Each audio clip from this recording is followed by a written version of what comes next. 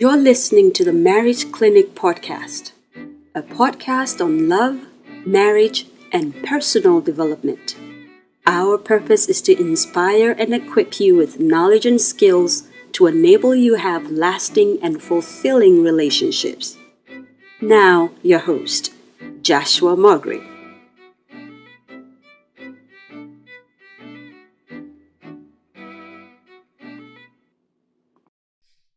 Hello and good evening once again. You're welcome to the Marriage Clinic Podcast. It's a podcast on love. It's a podcast on marriage and your personal development. And you have me again, Joshua Mogri, and it's good to be here. So please, let's bring some good energy into what we are doing. Please share the link where it can be shared. Please give us a 5-star rating. And I would really be happy if you could go on YouTube and leave a comment on any of the videos. And please subscribe. It's a good thing. The subscriptions put it before more people as we go on and on. So I'm truly grateful that you're always here with us. And let's go for this week's episode of the Marriage Clinic. I have great news for you. Great news for you on the, God willing, on the 13th of October, we will be having a live session with a lawyer, real time, where I'll be interviewing him on the subject of divorce, and you can put in your questions and probably get some free legal advice, immediately if you are on that particular live. We'll be on YouTube, we'll be on Facebook, and I think we'll be on Twitter as well. So make sure you do log in, especially on the 13th, where we are interviewing him live on issues of divorce. It's going to be a good one. All right. So today's subject, I have a little admission to make, Here's the problem. I think this particular podcast this series on divorce has been one of the most difficult I have had to do since I started doing the podcast. You know, it's called I Do, I Did, I'm Done, when it comes to divorce. And it hits close to home because I've experienced not divorce with my wife, I'm married, but I've experienced it on a personal level of it happening with my parents, and I've experienced it with friends and loved ones going through the season of divorce. And I understand that it can be challenging sometimes. So for those who have been following the series, or if you are currently considering a divorce or in the middle of a divorce or coming out of a divorce, I'm really sorry about what you're having to go through. And my heart is out there with you. I'm praying for you. And I trust that this will be helpful in helping you to recover. The first thing we did was we looked at 10 things to consider before choosing a divorce. I tried to use a little bit of a scare tactic in there, or a reality check, because what I wanted to do was I wanted to give you an opportunity for those who are considering a divorce to see what it is like to run through the divorce, what to expect, the challenges you are going to face. Then we came to when it's okay to get a divorce. When it's okay to get a divorce. Sometimes the marriage has to end. And I listed so many reasons when it is okay to have a divorce. So that was one that if you didn't listen to, it would be a good idea to go back and listen to. Then I spoke about how to avoid a divorce, things that you can do, and things you can do that will ensure that it doesn't have to come to a divorce. Because here's the thing. Every marriage that goes down the altar has potential to end up in a divorce or end up in a great marriage. I've had the privilege of witnessing people who were aesthetically or on the outside beautiful, handsome man, handsome woman, on the inside beautiful. I mean, two purposeful people that you are like, this marriage is going to work. You are convinced this marriage is going to work. Then Couple of years later, you find out that it didn't work. I mean, sometimes they got married. None of them had had a sexual experience with anyone else or even with each other before. They had done things by the book. They both prayed, speak in tongues, all the other things that we would say. And then a couple of years later, it ends in divorce. And then there are people who, when they are getting married, you are, you know that meme that's going around. Let me tell you something. Let me tell you something. No, wait. Let me tell you something. You feel like saying, hold on, please. You guys don't fit the description of a couple that will make it. And then 15 years later, they are still married. But what gives a marriage a chance of success are things that you do that prevent a divorce. So, if you haven't listened to that one too, please, you really need to go listen to that one. I go into it. And one of the things that was jumping out at people when I was talking about how to avoid a divorce was there are no small problems in a marriage.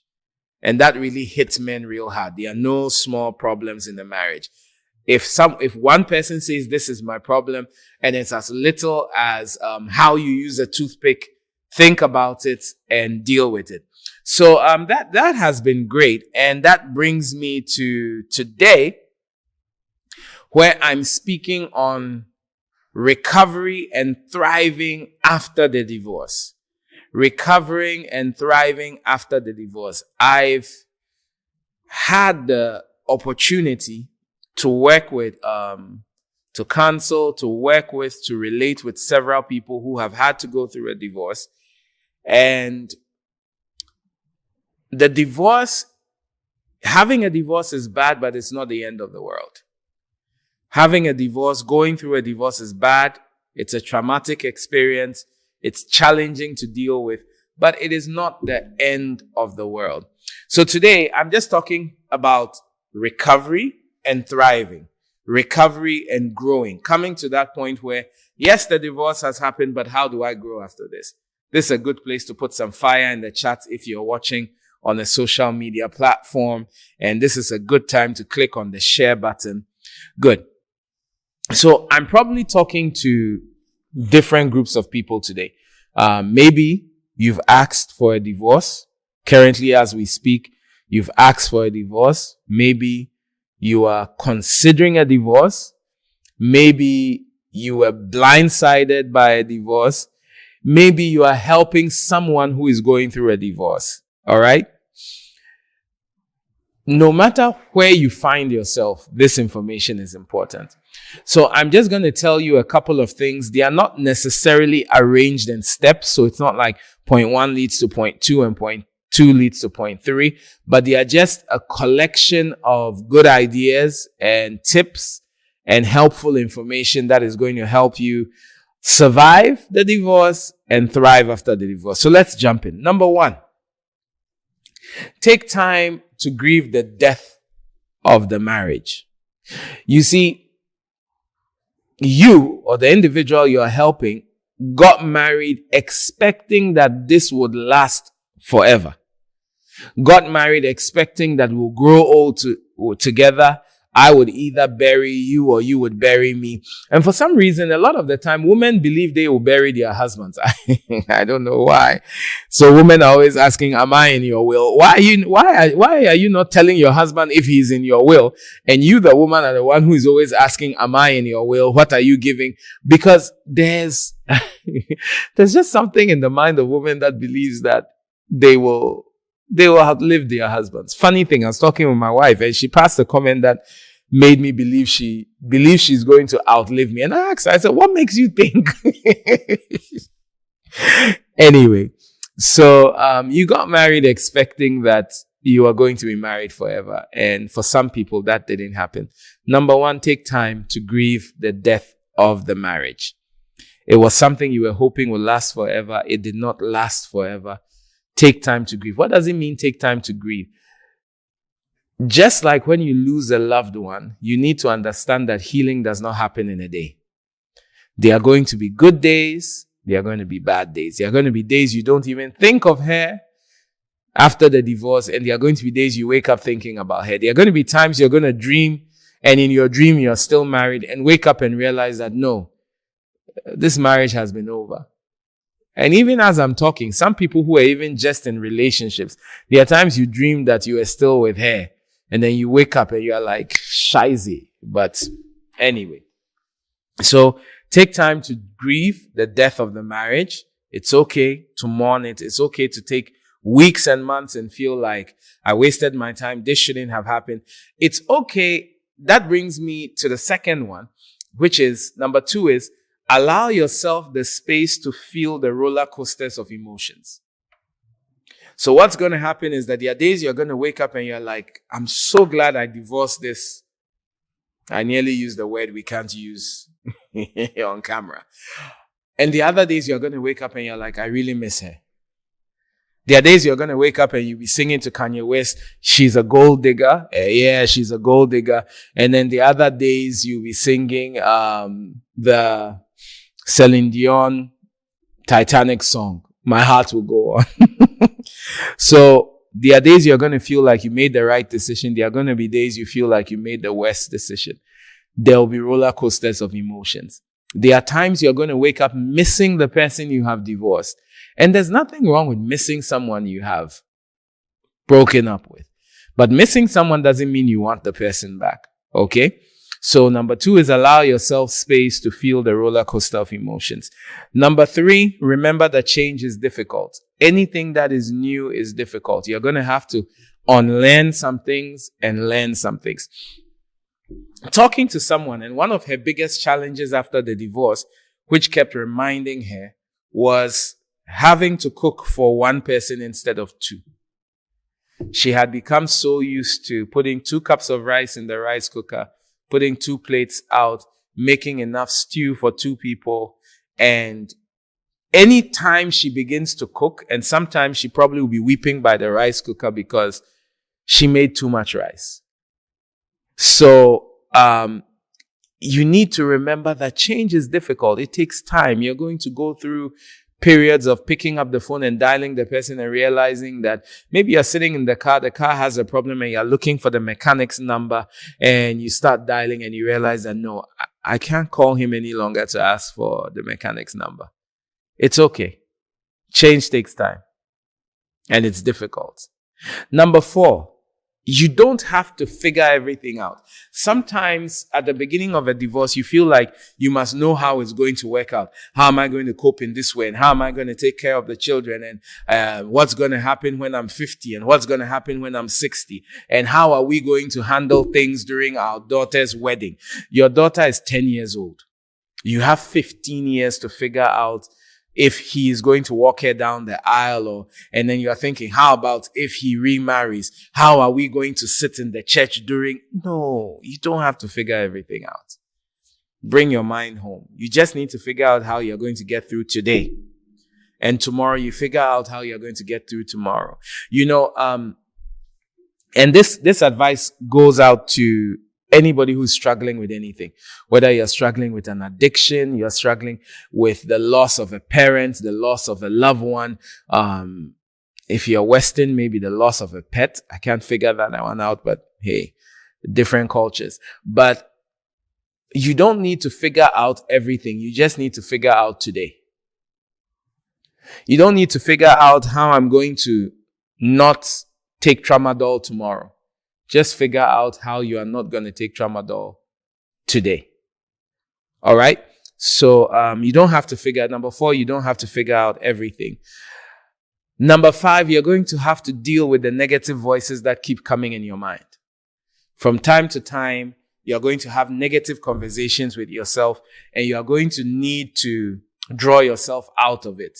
Especially when you probably go somewhere and someone says, greet your husband for me, or greet your wife for me. And then you sit in the car and then you're angry with yourself that, why didn't I tell him I don't have a wife? Or sometimes it's as simple as the thoughts of removing the wedding band. I knew someone who was divorced for 2 years before he could take off the wedding band. Because within that period, yes, the divorce had happened. He didn't want the divorce. His wife wanted the divorce. And he was harboring the hope that his wife will come back. And he didn't want to take off the ring and people will be asking him questions. So because he believed his wife will come back to him, he kept the ring on for 2 years. So on the day he finally had to take off the ring and, well, I'm wearing a silicone wedding band, but he had to take off his gold ring and the mark was there and everything. It was an emotional time. And he had to deal with the negative voices in his mind. But good news, he's alive. It didn't kill him. Good. Number 3, you need to seek professional help. The problem we have when we are dealing with so many things is that we assume we can do it on our own. Everybody needs help. We need help with our cars. We need help with our electricity. We need help with our gadgets. Like today, we're setting up and some gadgets were just not working. You understand me? You need professional help. If you've gone through a divorce, you spent money on the lawyer. You might as well spend some more money on a counselor. Let the person who take you through some therapies. Let the person take you through some therapies that's going to help you overcome what you have. As I said, I'm just giving you tips. I'm not arranging them as in you need to do this and you need to do this. So if you're taking notes and you're going through something like this, you probably would find a way of rearranging it to suit you. That brings us to number 7. You don't owe anyone an explanation. All right? You don't owe anyone an explanation. But it's better to have a 3-sentence answer to people who ask you about your divorce. You need to find a smart way of answering without necessarily giving details. So, what happened? It's not now you sit down and say, I didn't tell you. Akwesi, oh my goodness. Akwesi left the country, not knowing that while he was leaving the country, he had done this and he had done that. Then you are spending another 2 hours rehashing the issue. So you don't owe anyone an explanation, but always have a quick answer. Oh, I thought you were married. Yeah, we gave our marriage our best. And after doing everything we could do, the marriage didn't work out. I'm still processing it. Maybe one day I'll give you some more details. Maybe one day I'll give you more details. I said maybe. I didn't promise. But maybe one day I'll give you some more details. Because you see, people are nosy. People want to know what happened. People want to compare your story with her story. And the shorter your answer is, the better. Number 8, don't let divorce define you. All right? Don't let divorce define you. You can't wake up every morning and see yourself as the divorced man or the divorced woman. At some point, you need to realize that you were a human being before you got married, and you are a human being if the marriage didn't work out. And most probably, if you still want to give love a chance, there's a great chance that you will get married again. So don't let the divorce define you. I know a lot of great people who have gone through divorces and come out and they have thrived. They've become great. So don't let a divorce define you. I was talking to a lawyer friend of mine. This one was a lady, and she said, divorce is the new normal.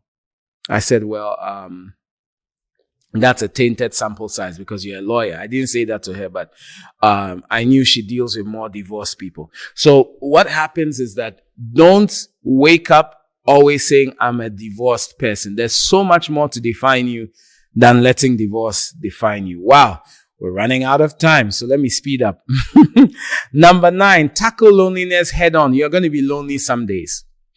Some days you're going to wake up. It could be a Christmas day. It could be an Easter. It could be a day where the rain has fallen and everybody is at home. You will feel lonely. So have plan A, plan B, plan C for when you feel lonely. You could be baking. You could do something else. You could watch a movie. You will be lonely for a season. All right?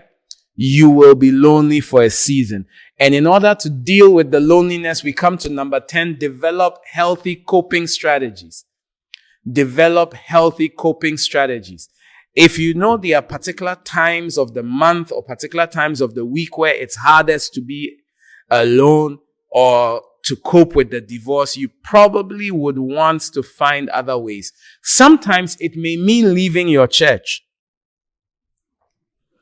Because maybe the stigma in the church that you are in, and that's another story for another day. You can move churches. You are not a tree.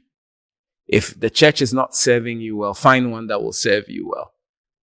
You understand me? So what it means is that there are going to be periods where you are going to have to find out, what do I do to tackle how I feel? Sometimes it's travel. Sometimes it's going to the gym. Sometimes maybe on the weeks that the children go to be with their dad, maybe you got more custody than your husband. So maybe he gets them every other weekend. And maybe on those every other weekends, it's difficult. That could be when you host a reading club in your house, or you ask your best friend to come for a sleepover. Friend of the same gender, not the guy who is already eyeing you before the divorce. No, not that one. So develop healthy coping strategies. 11, learn to be the best co-parent you can be. When children come into the picture, it is rare, but not impossible. It is rare for the courts to give, or most of the time, the courts will give each parent access to the children. So it's not like you can prevent the children from seeing their dad or seeing their mom. But what happens is that you must do your best to be the best kind of co-parent.